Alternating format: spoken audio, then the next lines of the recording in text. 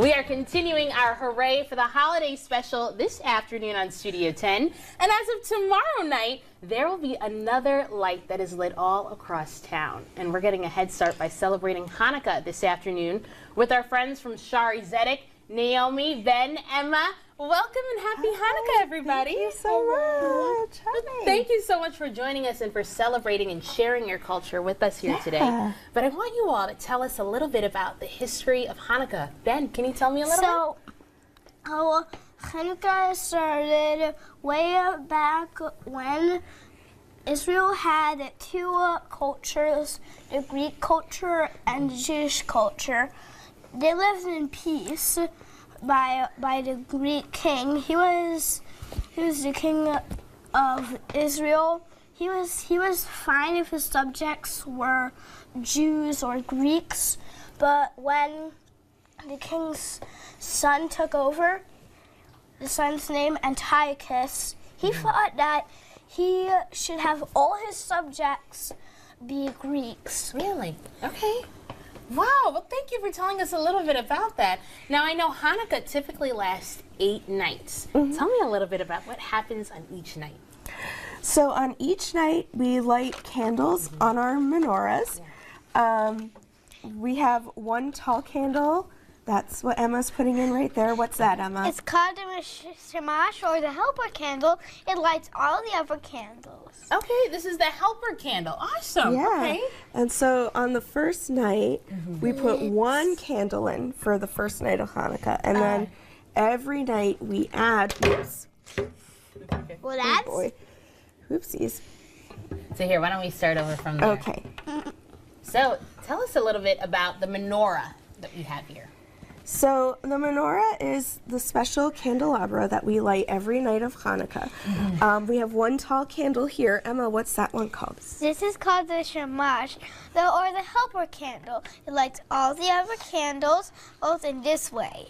Okay. Yeah. So we go from the outside in, Well, and that order is important? Well, Yeah. we add a new candle every night, and we always light the newest candle first. So Emma was really close, but we would start on the 4th night, for example, we would start by lighting this candle first, and then all of the other ones, to symbolize each night of the holiday.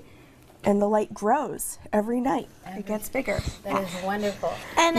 And at the end of Hanukkah, the menorah will be all full of candles. That is wonderful, and I see there are a lot of beautiful different candles in different colors too.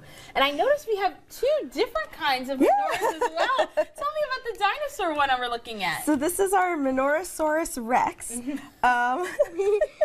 that I made a couple of years ago, and it's just so hilarious that we have to use it every year. So the helper candle, the shamash, goes in on his head, and then all of the other candles go along his back.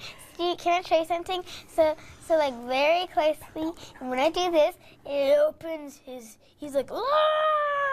Oh, look at that, our Menorahsaurus Rex. That is awesome. And I love that this is a celebration that you can teach your children history. Yeah. But you can also have fun while doing it, while learning more about it as well. Yeah. Now, of course, Naomi, you've celebrated Hanukkah your whole life, and this is so important for you that you pass this tradition and the celebration down to your children. Absolutely. What's the best part about doing that?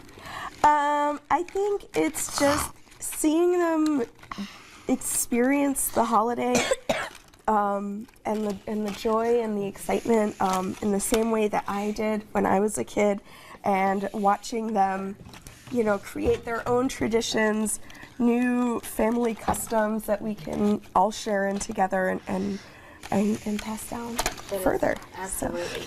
And something that's also really important is that not only you share the celebration and the meaning of Hanukkah with people who are of Jewish heritage, but you've made sure that other people can understand and celebrate with you. Why is that so important? Well, that's so important to us because, the Jewish population here in Lansing is very small.